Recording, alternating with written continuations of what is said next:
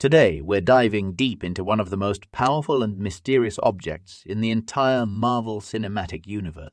You've seen it, you've felt its impact, and if you're anything like me, you've been asking yourself this question over and over. What exactly is the Darkhold, and what makes it such a huge deal in WandaVision and Agatha All Along? Buckle up, because this is going to be a wild, mystical ride through the Q, Marvel Comics, and some seriously dark magic. Let's get started. The Darkhold is a mystical, ancient book of spells, but it's not just any book. This bad boy is essentially the ultimate bad book. We're talking dark, corrupting reality, altering magic, people.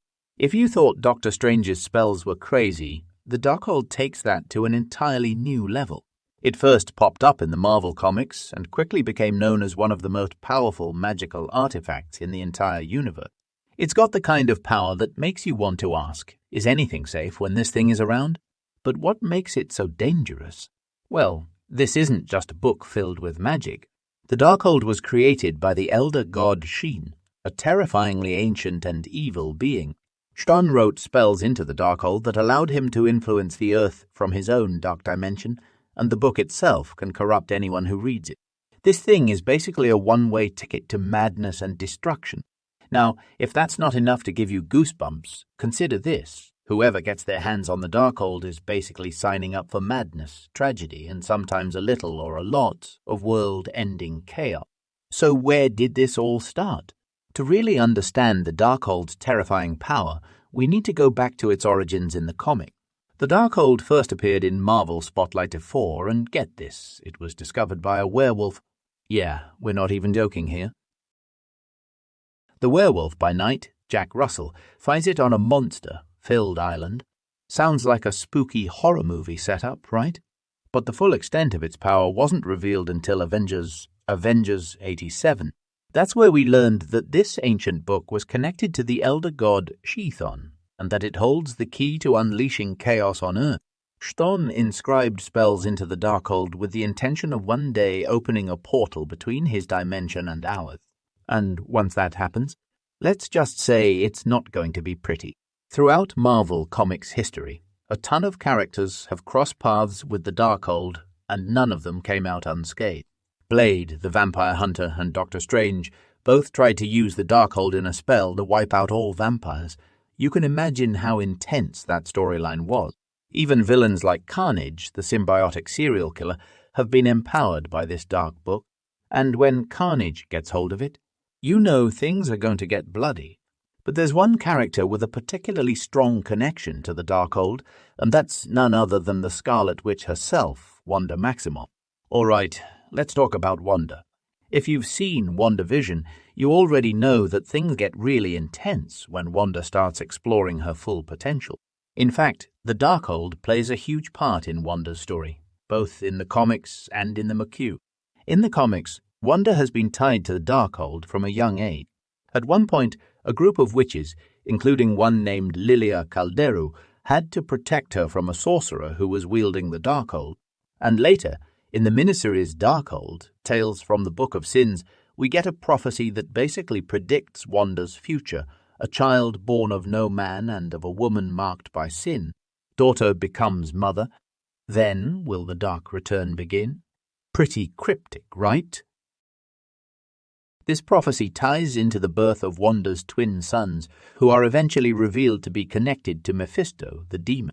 And if you're keeping up with the MCU, you know that Wanda's journey with her children and the loss of them has been a major driving force in her character arc.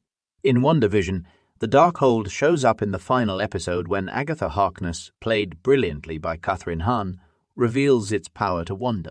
Agatha explains that the Darkhold contains a prophecy about the Scarlet Witch, and what we learn is, according to the prophecy, Wanda's power exceeds even that of the Sorcerer Supreme.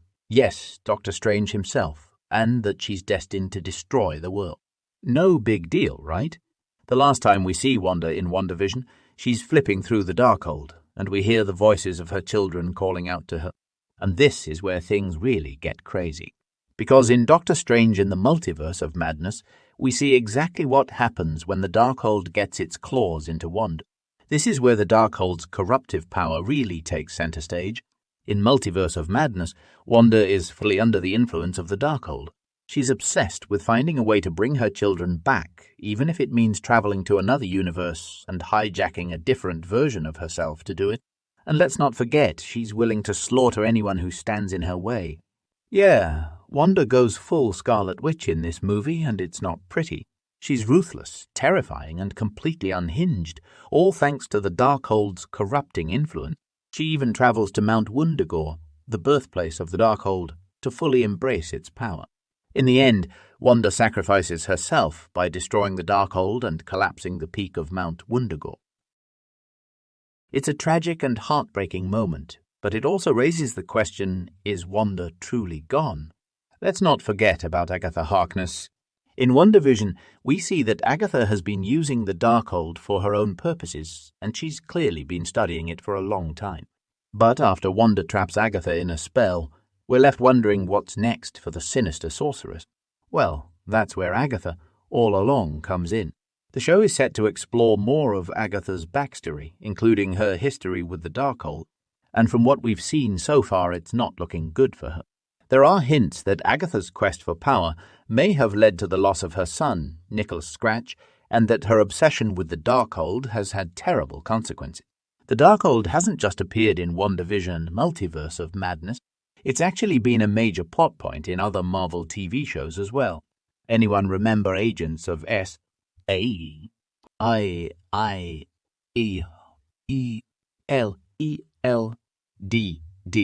That's right? The Darkhold showed up during the storyline with Aida, the artificial intelligence who used it to create a virtual reality and ultimately give herself a human body. But, like everyone else who messes with the Darkhold, Aida went mad and had to be stopped by none other than Ghost Rider. Speaking of Ghost Rider, Robbie Reyes ends up taking the Darkhold into the dark dimension, where hopefully it's safe. For now, the Darkhold also made an appearance in Runaways, where the villain Morgan Le Fay got her hands on it. She used its power to try to drag Earth into the dark dimension, but thankfully the Runaways, with the help of Cloak and Dagger, managed to stop her. So, what exactly is the Darkhold? In a nutshell, it's the most powerful and corrupting magical artifact in the Marvel Universe. Created by an ancient evil god, it has the power to warp reality, corrupt anyone who reads it, and unleash chaos on the world. It's been a major force in both the comics and the MCU, affecting characters like the Scarlet Witch, Doctor Strange, and Agatha Harkness in some seriously dramatic ways. And with Agatha all along on the horizon, it's clear that the Darkhold story is far from over. Who knows what kind of dark magic and chaos we'll see next? Thanks for sticking around, everyone. If you enjoyed this deep dive into the Darkhold, don't forget to like, comment, and subscribe for more Marvel content. And let me know in the comments, what do you think is next for the Darkhold in the MCU? Could we see its return in future projects? Let's chat. See you next time, and stay mystical.